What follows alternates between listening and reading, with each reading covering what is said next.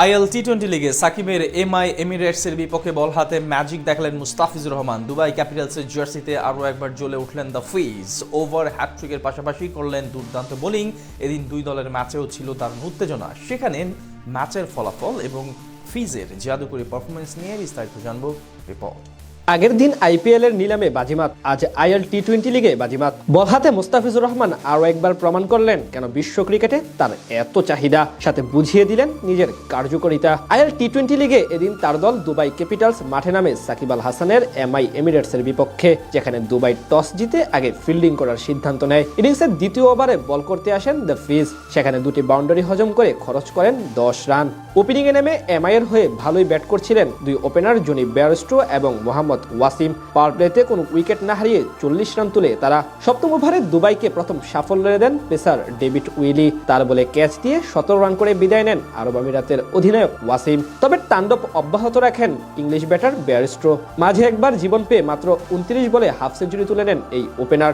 মোহাম্মদ জায়দুল্লাহ বলে উইকেটের পেছনে ক্যাচ দিয়ে আউট হন নিকোলাস পুরান। একই বোলারের বলে 66 রানে কাটা পড়েন সেট ব্যাটার জনি বেয়ারস্টো। তার বিদায়ের পর চাপে পড়ে যায় এমআই। মাঝে বল করতে এসে কেবল 7 রান খরচ করে যান মুস্তাফিজ। এরপর 18তম ওভারে এসে আসল ম্যাজিক দেখান এই বাম হাতি পেসার। তার প্রথম বলেই অফ স্টাম্পের ডেলিভারি শট খেলতে গিয়ে সানাকার হাতে ক্যাচ দিয়ে বিদায় নেন আফগান স্পিনার রাশিদ খান। এক বল ব্যবধানে রোল অফ রিস্টে পরাস্ত করেন 5 রান করা ইংলিশ ব্যাটার টম বেন্টনকে। আর পঞ্চম বলে এম গাজানফারকে আউট করে ওভার হ্যাটট্রিক পূরণ করেন দ্য কাটার মাস্টার। আজ 4 ওভারে 34 রান দিয়ে 3 উইকেট তুলে নেন মুস্তাফিজুর রহমান। তার এমন দুর্দান্ত বোলিংয়ের সামনে মাত্র 137 রানে থেমে যায় সাকিবদের এমআই এমিরেটসের পুঁজি। জবাব দিতে নেমে দারুণ শুরু করেন দুবাই ক্যাপিটালসের দুই ওপেনার শায়ান জাহাঙ্গীর এবং লিউস ডিপ্লয়।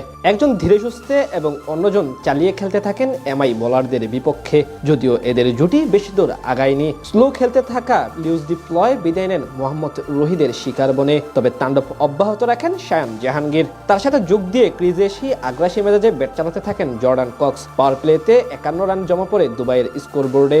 নবম ওভারে এসে প্রথম ব্যাটার হিসেবে রাশিদ খানের শিকার হন শায়ান জাহাঙ্গীর। 27 বলে 34 রান করে নিকোলাস পুরানের কাছে স্টাম্পিং এর ফাঁদে পড়ে আউট হন এই ব্যাটার। তবে আগ্রাসন অব্যাহত রাখেন জর্ডান কক্স। শেষ 10 ওভারে জয়ের জন্য দুবাই ক্যাপিটালসের দরকার ছিল 74 রান, হাতে ছিল 8 উইকেট। সেখান থেকে নতুন করে জুটি করেন রবমান পাওয়েল। তবে 10 বলে 11 রান করে ইম্প্যাক্ট প্লেয়ার হিসেবে ক্রিজে আসা পাওয়েল বিদায় নিলে ঘুরে যায় ম্যাচের মোড়।